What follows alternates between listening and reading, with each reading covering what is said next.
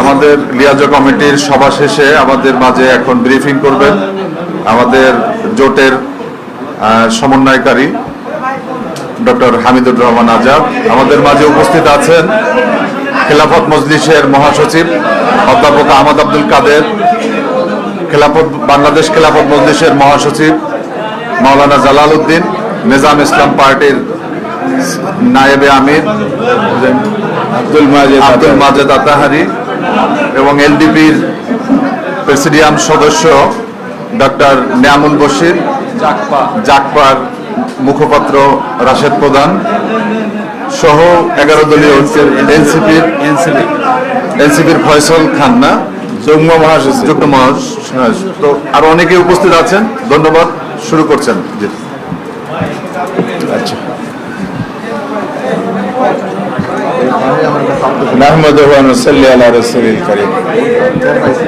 সম্মানিত সাংবাদিক বন্ধুগণ, আসসালামু আলাইকুম।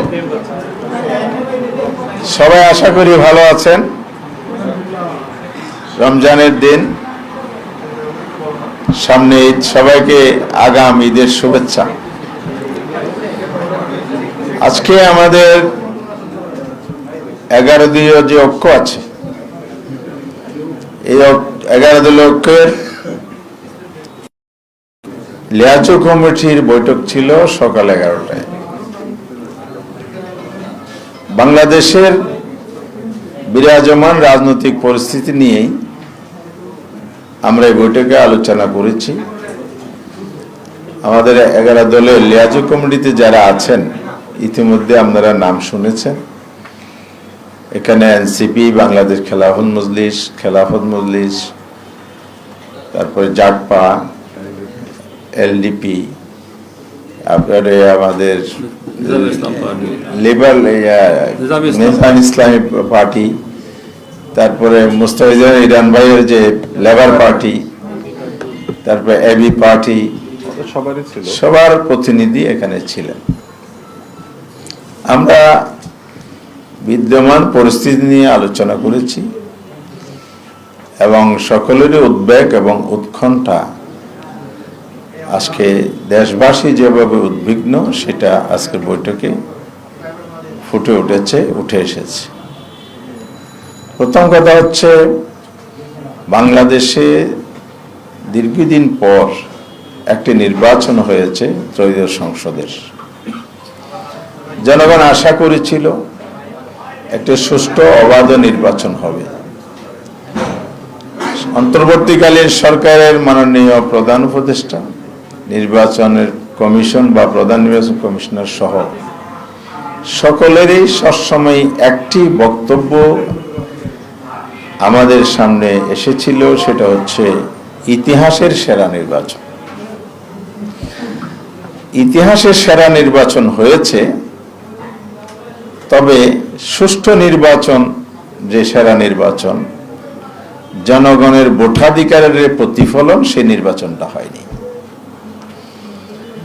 নির্বাচনে হই হাঙ্গামা কম হয়েছে, তুলনামূলকভাবে এটা গুণগত পরিবর্তন, কিন্তু জন আকাঙ্ক্ষার যে বাস্তব নির্বাচনের মাধ্যমে সেটা হয়নি। ইতিমধ্যে এটা প্রতীয়মান হয়েছে। কিভাবে? যারা ইলেকশন, ত্রয়োদশ জাতীয় সংসদ নির্বাচন যে অনুষ্ঠিত হয়ে গেছিল, এই নির্বাচন যে হয়েছে,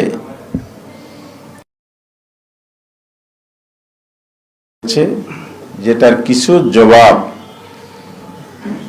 অন্তর্বর্তীকালীন সরকার যে নির্বাচন পরিচালনা করেছে ইলেকশন কমিশনের মাধ্যমে, তাদের উপদেশ একজনকে তো মন্ত্রী পরিষদে অন্তর্ভুক্ত করেই পরিষ্কার করা হয়েছে যে তারা ইলেকশন ইঞ্জিনের সাথে মূল কারাগারে জড়িত। আবার আরেক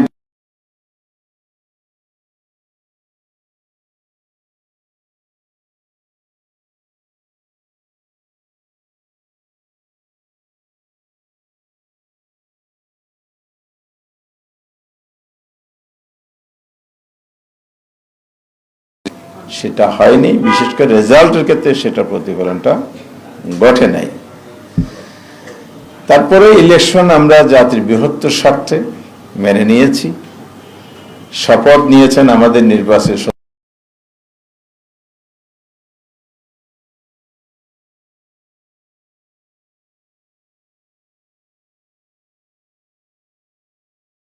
হলো রেফারেন্ডাম জুলাই আদেশের উপর প্রেসিডেন্সিয়াল অর্ডার হয়েছে। এই আদেশটা জুলাইয়ের আইনের ভিত্তি বহু আলোচনা হয়েছে, সে আদেশের উপরে গণভোট হয়েছে। জুলাই সনদ বাস্তবায়ন সংবিধান সংস্কার উইদিন ব্র্যাকেট 2025 এর উপর ভিত্তি করে রেফারেন্ডাম হয়েছে। সেই রেফারেন্ডামে বাংলাদেশের 70% মানুষ হার পক্ষে রায় দিয়েছে, ভোট দিয়েছে। তাহলে হা জয়যুক্ত হয়েছে। আর একটা ভোট জাতীয় সংসদ গঠনের জন্য ভোট আর সংবিধান সংস্কার পরিষদ গঠনের ভোট। জুলাই সনদের আদেশের ভোটটা মানে হলো সংবিধান পরিষদ গঠনের ভোট। এই দুইটা ভোট একই দিনে হয়েছে, একই দিনে ভোটের রেজাল্ট হয়েছে, গেজেট নোটিফিকেশন হয়েছে। তাহলে জনগণের রায়ে, জনগণের ভোটে পাশ হওয়ার পর সরকারের দায়িত্ব হচ্ছে এটার বাস্তবায়ন করা। আর জাতীয় সংসদ যেভাবে অনুরূপভাবে এই সংবিধান সংস্কার পরিষদ গঠিত হবে। এখানে দেখেন জুলাই সনদের আপনি 6 থেকে 11, 12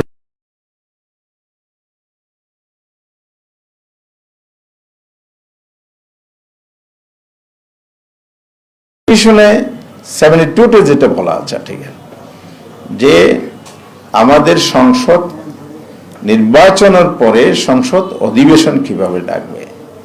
সেখানে স্পষ্ট করা হয়েছে সংসদ নেতা প্রধানমন্ত্রী যিনি, তিনি প্রেসিডেন্টকে লিখিতভাবে সংসদের অধিবেশন ডাকার জন্য পরামর্শ, প্রধানমন্ত্রীর পরামর্শ অনুযায়ী রাষ্ট্রপতি অধিবেশন ডাকবেন। এখন প্রশ্ন হচ্ছে, ভোট হয়েছে দুটো এবং স্বাভাবিক প্রক্রিয়ায় দুটো অধিবেশনে ডাকা হবে, কিন্তু আমরা লক্ষ্য করলাম একটি অধিবেশন ডাকা হয়েছে জাতীয় সংসদের। শপথের জায়গায় যদি আসি, বর্তমান যারা সরকারে আছেন বিএনপি, ওনাদের সদস্যরা দলীয় সিদ্ধান্তের ভিত্তিতে জাতীয় সংসদের সদস্যের শপথ নিয়েছেন, সংবিধান সংস্কার পরিষদের শপথটা নেন নাই। তাহলে বোঝা গেল আপনারা যে সংস্কারের জন্য ঐক্যমত্য কমিশন অংশগ্রহণ করলেন, জুলাই সনদ তৈরি হলো, আপনারা একই দিনে রেফারেন্ডাম এই যে হানা ভোটের জন্য দাবি করলেন, আবার জনগণকে হা ভোটের জন্য বিভিন্ন জায়গায় জনসভায় বলেছেন। সরকার গঠনের পর আপনারা সেই জায়গায় থেকে টার্ন নিয়েছেন, সম্পূর্ণ বিপরীত অবস্থানে চলে গেছেন, যেটা জাতির সাথে এক ধরনের কথা এবং জাতিকে, দেশের 70% মানুষ যারা হার পক্ষে ভোট দিয়েছে, রেফারেন্ডামে জয়যুক্ত করেছে, তাদেরকে তারা অপমান করলেন। আর প্রধানমন্ত্রী যিনি হয়েছেন, তিনি লিখিত পরামর্শ কি দিয়েছেন এটা আমাদের কাছে স্পষ্ট নয় সংসদ অধিবেশন ডাকার ব্যাপারে। ওনার করা উচিত ছিল।